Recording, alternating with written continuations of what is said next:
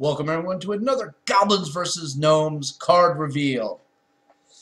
Alrighty then. So last time I covered like all the ones they gave us during BlizzCon. So now since then there's been 3 new cards that have been shown. There was technically a 4th one that was rumored, but nah, I still don't buy that. Until I see it come out from Blizzard, I'm not buying it. Alright, so they gave us 3 new cards. We're going to take a look at them, see how they're going to be used. Alright, so the first card is the Goblin Auto Barber. Yeah, I don't think I want to go there to get a haircut. Oh, wait, barb as it... Okay, yeah, I get the little pun there. Okay, so, what does it do? Battle Cry, give your weapon +1 attack. So, your hero power automatically benefits from this. Cool. Your Perdition's Blade actually is a little bit more deadly. Cool. Assassin's Blade is now 4 damage. Cool. Now, it doesn't say till end of turn, so it's like permanently on there. So, obviously, playing this after you've played an Assassin's Blade is really good synergy. Because then that goes 4, and then you play Deadly Poison. That's even more and more, and then, Blade Fury becomes a complete nightmare. So, I like this. I like this a lot. It literally is going to make things a little bit interesting. It's got the same stat line as a Acidic Swamp Ooze. Cool. Now, when you look at 2 mana and you look at Rogue, Defias Ringwing, first thing that comes to mind, minion based. But when you look at spells, it's Eviscerate. So now I have to start asking, is this competing for that slot? Well, Defias Ringleader is not used all that much anyway, so it's fine. But now, Eviscerate's used in every deck. If you're not running Eviscerate, there's something wrong with you. So, I don't think it would really be competing, because I think like every deck archetype that we know now is probably going to get changed around somewhat and messed with, and this might actually lead to a couple new deck designs. For like, say, a Tempo Rogue, this is fucking fantastic. This is great. I mean, who wouldn't love this card? Alright, so let's go on to the next card. The Goblin Sapper. Okay, so when they revealed this card, everybody, and I do mean everybody, who has ever played Handlock, in one voice, cried, "You just killed Handlock." No, they did not kill Handlock. This card does not kill Handlock. It doesn't. I play Handlock. I know the exact tools that Handlock has. So, okay, Soulfire, you have it. But I don't want to play it on turn 3. Then shut the fuck up. Okay, not to mention, you have Ironbeak Owls. Use it. But then I can't use it on my... Okay, guess what? That's the point, okay? This is going to force you to play slightly differently. So you're going to have to change the order around, alright? You can still use your Ancient Watchers as fuel for your Soulfire. Nobody's saying you can't. You could still use Defender of Argus to make it a 5/6 and really piss people off, okay? But this is not actually all that devastating to you. You have so many options of dealing with it. You silence this guy, it's a 2/4. Are you telling me that a Handlock can't deal with a freaking 2/4? Really? But all in all, I like the card. It does fit very nicely with this interesting thing that I've been noticing from Blizzard, which is they're kind of almost punishing like heavy control decks. Decks that survive off having 8 to 9 cards in their hand and always having options to counterplay everything that you could possibly do. So we've seen a couple other cards like this, most notably the Clockwork Giant. Alright, that's a card that literally is kind of like a Mountain Giant, but instead of your own hand, it's your opponent's hand. So it's absolutely garbage against aggro, but gets totally great value against control. So, yeah, that's kind of disgusting. Now, this guy definitely has some potential, but because I kind of feel like there's a couple other really good 3-drops already in the game and what they're showing us, I'm not sure exactly how much value I see in this.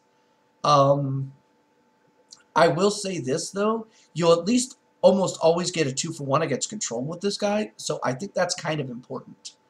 But like I said, silence exists.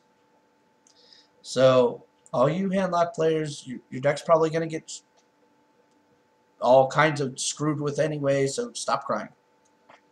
Alright. So, the Illuminator. This one was just released today. I haven't had much time to actually look at it, think about it, so let's do that here while we're at it. Illuminator. It's a 3 mana. It's a 2-4. They seem to like 2-4s for 3. Alright. If you control a secret at the end of your turn, restore 4 health to your hero. Okay, wait.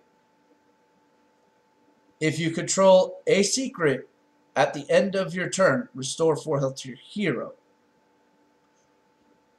Oh, hi. Ice Block just basically says you're getting a free 4 health every damn turn.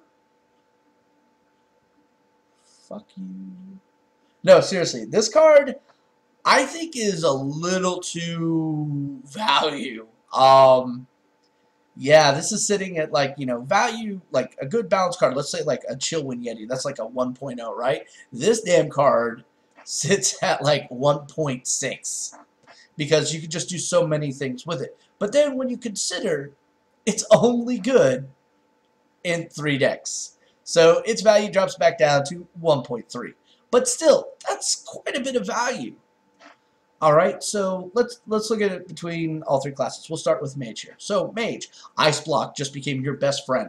Not like it wasn't already your best friend, but this is going to make it to where getting you down to actually finish you off is going to be a little bit more difficult. This is going to probably buy you at least 1, maybe 2 more turns if you're lucky. Which that could be huge for a Mage. Okay, let's look at Hunter. Standard Hunter builds right now aren't really going to have much use for this because they're mostly using like 2, maybe 4 secrets, maybe. We have been seeing a few new variants running around using like snipes and misdirects, which I find hilariously funny, by the way. But in general, they're probably not going to see the overwhelming value of this in their current builds. However, you have to open your mind to possibilities here. The reality that a possible control hunter, yes, I said control hunter, being made using this card actually starts getting a little bit more validity. Because you look at 3 mana, what kind of heal do you have available that a hunter can get for 3 mana? Okay, Earthring Farseer. 3/3 for 3 mana. It's kind of bland in so many ways. But now this guy has the potential of healing you multiple turns if you can, you know, kind of protect him with secrets and stuff of that nature. So now the idea of running like double bow and 6 secrets actually has a huge amount of value. So this is kind of really interesting. I don't know. I have to wait until I see more of what's coming out from Hunter before I can really say if that's going to be a viable archetype. But this is a step. This really is a step. Alright, so now the last class that we're going to look at is Paladin. I almost feel like this card was specifically designed for Paladin. And here's why. Paladin secrets are the most garbage secrets in the game. Some of them are, it's very kind of, you're not entirely sure how they activate most times. So you can actually do a lot of things and not activate them. So like aggro will almost always never activate like one of them, where like a tempo deck will activate like 2 of them. You get the point. So if you're playing secrets in Paladin, it's already kind of a rough go, but I see this being really good in that. Redemption comes to mind, you know. So you play this turn 4, and then you play Redemption. Boom. Okay, so you got your 4 life back. Oh, they kill this guy. Oh, look, it comes back. You play another secret. Have a nice day. So yeah, there's some shenanigans you can get there very easily. You can put a Divine Shield on this girl and really get a lot of value. Yes, that is a girl. You'll notice there's no mustache. And when was the last time you saw a gnome with no mustache? That was a male. So it's got to be a female. And she's wearing lipstick. So I think this card is going to do amazing things in a Paladin build, but most people probably won't embrace it, though that's kind of really sad considering how many healing potential now Paladin actually has. You could outlast your entire opponent and make every match damn near fatigue every single time, and that's kind of cool. I would definitely run some sort of variant of control using a couple secrets just to get the heals off and still have a body on the board. I could see that. I could see that. But I think like the greatest value is probably going to come from Mage and Hunters if they embrace it. But it really is kind of scary. I mean, it works in 3 classes. There's only one class that can deal with secrets, as in removing them, unless Blizzard, you heard our prayers and wishes and actually maybe watched my show and saw that we gave you a whole bunch of options for that shit. Oh, I'm sorry, I was on my own little tangent there. So unless Blizzard actually has something that's going to give secret removal to like other classes or a neutral option, then I kind of feel this card might be a little bit too powerful in those hands. Much of the same way I felt Undertaker was too powerful for Hunter is kind of the same way I feel about this thing. Alright, so it's really disgusting. Its effect is not going to be immediately seen in the meta, but oh yeah, this definitely is going to cause a lot of problems. Alright, so that's the 3 cards. They're all quite interesting. If you'd like, we can just show them off again here. The Goblin Auto Barber. The Goblin Sapper. Hey look, 2 goblins. And the Squishy Puntable Illuminator. Yeah, I play Horde. Deal with it. So, that's the end of this review. Thank you very much for tuning in. Don't forget to check out my boy Noxious's stream. I'll have a link down there. Every Tuesday we do a show called Mechatorx Workshop where we're actually creating cards based on the sense of balance. Though after seeing this card, we're going to have to reevaluate what the fuck balance is. Anyway, this is a Shiv saying bye-bye.